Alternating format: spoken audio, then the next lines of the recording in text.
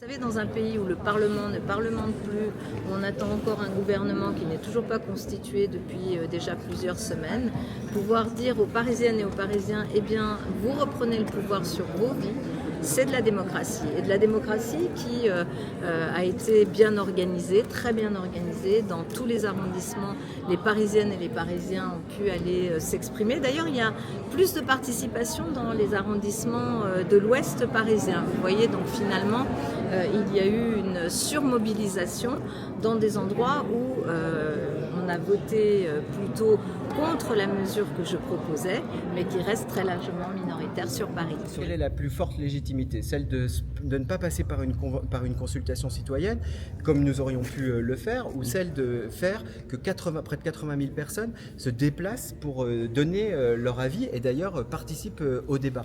Moi, je préfère finalement la légitimité de près de 80 000 personnes qui viennent se déplacer et qui peuvent participer au débat en donnant leurs opinions. Ensuite, nous avons amélioré le dispositif par rapport à la consultation citoyenne sur les trottinettes en augmentant le nombre de bureaux de vote. Là encore, nous ferons un retour d'expérience pour permettre au maximum de personnes de pouvoir participer dans les prochaines consultations que nous organiserons. Plusieurs électeurs disaient que ça stigmatise les personnes qui habitent en banlieue, qui vivent en banlieue, qui viennent travailler à Paris.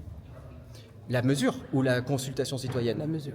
La mesure, elle stigmatise personne, puisque, encore une fois, comme je l'ai dit à votre collègue, les Parisiens et les Parisiennes, tout comme les personnes de banlieue, seront soumis exactement à la même tarification. Ensuite, c'est quoi l'objet de cette tarification? L'objet de cette tarification, c'est de donner un signal. Un signal d'abord aux constructeurs pour leur dire d'arrêter de faire des véhicules qui sont des véhicules trop lourds et qui sont des véhicules trop chers. Parce qu'en fait, au fond, ce que nous disons, c'est justement d'avoir une action qui est une action sociale sur l'accès à des véhicules qui soient des véhicules moins chers et plus légers.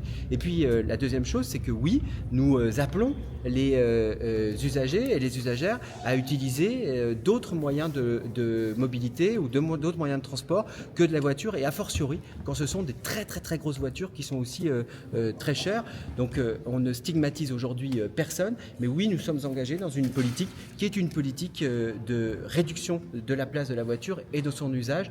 Et d'ailleurs, je pense que toutes les collectivités devraient s'engager avec nous en favorisant et en finançant encore plus qu'elles ne le font aujourd'hui, et je pense notamment à Valérie Pécresse, les transports en commun.